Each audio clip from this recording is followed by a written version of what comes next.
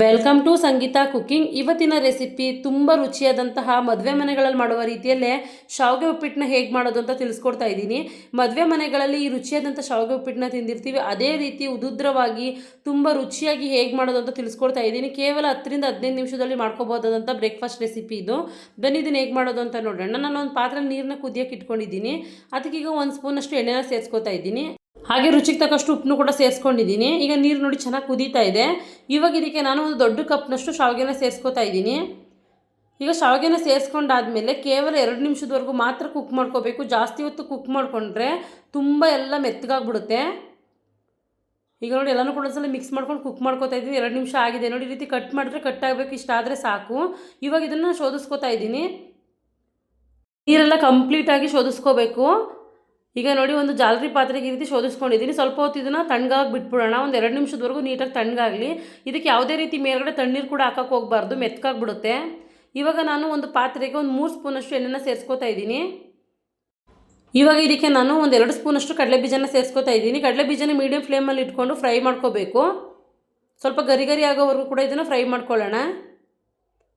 ಸುಮಾರು ಒಂದು 2 ನಿಮಿಷದವರೆಗೂ ಫ್ರೈ ಮಾಡಿಕೊಂಡ್ರೆ ಕಡಲೆ ಬೀಜ ಒಳಗಡೆ ಎಲ್ಲ ಚೆನ್ನಾಗಿ ಫ್ರೈ ಆಗುತ್ತೆ. ಅದಕ್ಕೆ ಮೀಡಿಯಂ ಫ್ಲೇಮಲ್ಲಿ ಇಟ್ಕೊಂಡೆ ಫ್ರೈ ಮಾಡ್ಕೊಂಡಿದ್ದೀನಿ. ಇವಾಗ ಇದಕ್ಕೆ ನಾನು ಸ್ವಲ್ಪ ಗೋಡಂಬಿನ ಸೇರಿಸ್ಕೊತಾ ಇದ್ದೀನಿ. ಗೋಡಂಬಿನೂ ಸೇರಿಸ್ಕೊಂಡು ಸ್ವಲ್ಪ ಹೊತ್ತು ಫ್ರೈ ಮಾಡ್ಕೊಳ್ಳೋಣ. ಇವಾಗ ಇದಕ್ಕೆ ನಾನು ಸ್ವಲ್ಪ ಸಾಸಿವೆ ಹಾಗೆ ಕಡಲೆಬೇಳೆನೂ ಕೂಡ ಸೇರಿಸ್ಕೊತಾ ಇದ್ದೀನಿ. ಇವಾಗ ಇದನ್ನು ಕೂಡ ನೀಟಾಗಿ ಸ್ವಲ್ಪ ಹೊತ್ತು ಫ್ರೈ ಮಾಡ್ಕೊಳ್ಳೋಣ. ಕಡಲೆಬೇಳೆ ಎಲ್ಲ ಚೆನ್ನಾಗಿ ಫ್ರೈ ಆಗಬೇಕು, ಅಲ್ಲಿವರೆಗೂ ಇದನ್ನು ಫ್ರೈ ಮಾಡ್ಕೊತೀನಿ. ಒಗ್ಗರಣೆಗೆ ಇವಾಗ ಸ್ವಲ್ಪ ಕರಿಬೇವು ಸೊಪ್ಪನ್ನ ಸೇರಿಸ್ಕೊಂಡಿದ್ದೀನಿ. ಹಾಗೆ ಖಾರಕ್ಕೆ ಒಂದು 2-3 ಮೆಣಸಿಕಾಯಿನ ಈ ರೀತಿ ಉದ್ದುದ್ದವಾಗಿ ಹೆಚ್ಕೊಂಡು ಸೇರಿಸ್ಕೊಂಡಿದ್ದೀನಿ. ಮೆಣಸಿಕಾಯೆಲ್ಲ ಎಣ್ಣೆಯಲ್ಲಿ ಸ್ವಲ್ಪ ಹೊತ್ತು ಫ್ರೈ ಆಗಲಿ. ಈಗ ಎಲ್ಲನೂ ಕೂಡ ನೀಟಾಗಿ ಫ್ರೈ ಮಾಡ್ಕೋತಾ ಇದ್ದೀನಿ. ಈಗೆಲ್ಲ ಕೂಡ ಚೆನ್ನಾಗಿ ಫ್ರೈ ಆಗಿದೆ. ಇವಾಗ ಇದಕ್ಕೆ ನಾನು ಉದ್ದುದ್ದವಾಗಿ ಕಟ್ ಮಾಡಿದಂತಹ ಒಂದು ಮೀಡಿಯಂ ಸೈಜ್ ಈರುಳ್ಳಿನ ಸೇರಿಸ್ಕೊತಾ ಇದ್ದೀನಿ. ಈರುಳ್ಳಿ ಜಾಸ್ತಿ ಬೇಕಂದ್ರೂ ಕೂಡ ಸೇರಿಸ್ಕೋಬೋದು. ನಾನು ಸ್ವಲ್ಪ ತರಕಾರಿನ ಜಾಸ್ತಿ ಹಾಕ್ಕೊಂಡಿರೋದ್ರಿಂದ ಈರುಳ್ಳಿನ ಕಡಿಮೆ ಸೇರಿಸ್ಕೊಂಡಿದ್ದೀನಿ.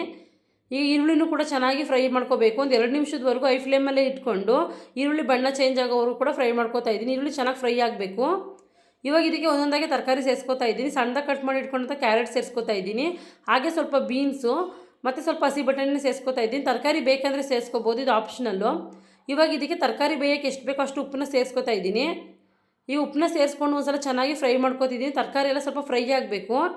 ಎಣ್ಣೆಲೆ ಸ್ವಲ್ಪ ಹೊತ್ತು ತರಕಾರಿ ಎಲ್ಲ ನೀಟಾಗಿ ಫ್ರೈ ಆಗಲಿ, ರುಚಿ ಕೂಡ ಚೆನ್ನಾಗಿ ಬರುತ್ತೆ.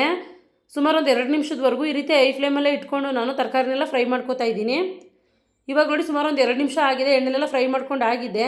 ಇವಾಗ ಇದಕ್ಕೆ ಒಂದು ಲಿಡ್ನ ಕ್ಲೋಸ್ ಮಾಡಿಕೊಂಡು ಸ್ವಲ್ಪನೂ ಕೂಡ ನೀರನ್ನ ಸೇರಿಸ್ತೇನೆ. 6 ನಿಮಿಷದವರೆಗೂ ಲೋ ಫ್ಲೇಮಲ್ಲಿ ಕುಕ್ ಮಾಡ್ಕೋಬೇಕು. ಈ ರೀತಿ ಕುಕ್ ಮಾಡ್ಕೊಳ್ಳೋದ್ರಿಂದ ತರಕಾರಿ ಕಂಪ್ಲೀಟಾಗಿ ಒಂದು 80% ಅಷ್ಟು ಕುಕ್ ಆಗಿರುತ್ತೆ. ನೋಡಿ ಒಂದು 80% ಅಷ್ಟು ತರಕಾರಿ ಎಲ್ಲ ನೀಟಾಗಿ ಕುಕ್ ಆಗಿದೆ.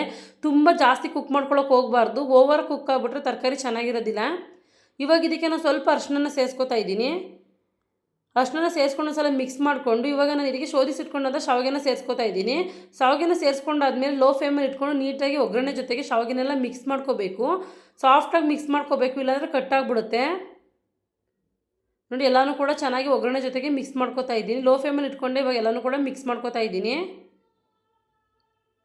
ನೋಡಿ ಎಷ್ಟು ಉದುದ್ರವಾಗಿ ಆಗಿದೆ ಅಂತ. ನಾವೇನಾದರೂ ಶಾವಿಗೆನ ಜಾಸ್ತಿ ಹೊತ್ತು ಕುಕ್ ಮಾಡ್ಕೊಬಿಟ್ರೆ ತುಂಬ ಓವರಾಗಿ ಕುಕ್ ಆದರೆ ಎಲ್ಲ ಮುದ್ದೆ ಮುದ್ದೆ ರೀತಿ ಆಗಿಬಿಡುತ್ತೆ. ಅದಕ್ಕೆ ಶಾವಿಗೆನ ಕುಕ್ ಮಾಡ್ಕೋಬೇಕಾದ್ರೆ ಕೇವಲ 2 ನಿಮಿಷದವರೆಗೂ ಮಾತ್ರ ಕುಕ್ ಮಾಡ್ಕೋಬೇಕು. ನೋಡಿ ಈಗ ಒಗ್ಗರಣೆ ಜೊತೆಗೆ ಚೆನ್ನಾಗಿ ಶಾವಿಗೆನೆಲ್ಲ ಮಿಕ್ಸ್ ಮಾಡ್ಕೊಂಡು ಇದಾಗಿದೆ.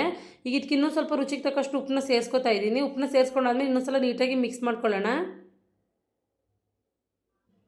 ಈಗ ನೋಡಿ ಲಾಸ್ಟಲ್ಲಿ ನಾನು ಸ್ವಲ್ಪ ಕೊತ್ತಂಬರಿ ಸೊಪ್ಪನ್ನು ಕೂಡ ಸೇರಿಸ್ಕೊತಾ ಇದ್ದೀನಿ.